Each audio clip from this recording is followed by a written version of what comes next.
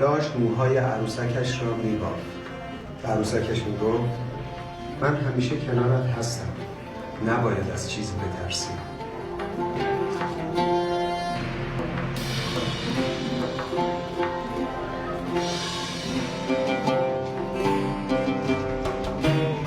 دلش میخواست کسی هم باشد که موهای خودش را ببافد.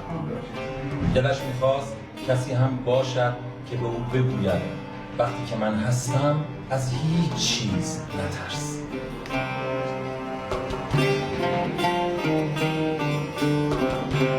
دلش آغوش مهربان میخواست. دلش آغوش مهربان شبیه پدر مادر میخواست. دلش فقط کمی مهربانی میخواست.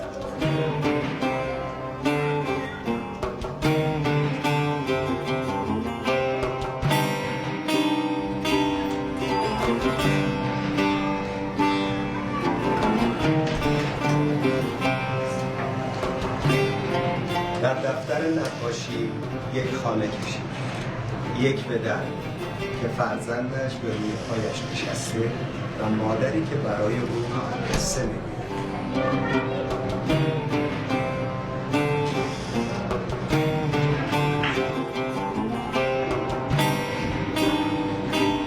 به آسمان نگاه کرد، با خودش گفت خدا که همیشه هست، او همیشه آغوشش را برای من باز کرده که تنها نباشم. خدا که هست.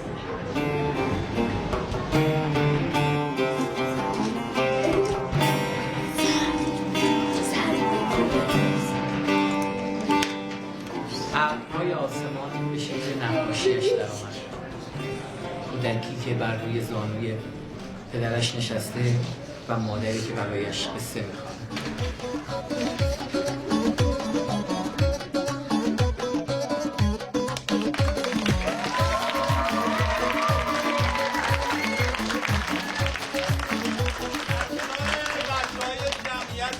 علیه السلام هستیم در شهر مقدس مشهد. بچه‌های خیلی سخت‌کوش، علاقه‌مند به درس و تلاش زیادی می‌کنن با دوستاشون که درس بخونن و باسواد بشن. به افتخار خودتون یه دست بزنید. با هم باشیم دنیا قشنگه. هر کی دوست خوب داره خیلی زرنگه. دوست باشیم و قدر هم دیگه بدونیم. برای هم دیگه از دوستی بخونیم. دست به دست هم بدیم با مهربونی. نکنه آی بچه جون تنها بمونی. پس همه حالا وقتشه یالا بگیم که دوستی باشه ایشالا. فرشته ها سزاوار عشقند، فرشته ها سزاوار نوازش و مهرند. در آغوش امن جان میگیرند. نام نیکون گر بماند آدمی به که زوماند سرای ما صورت زیبای ظاهر میشنی ای برادر سیرت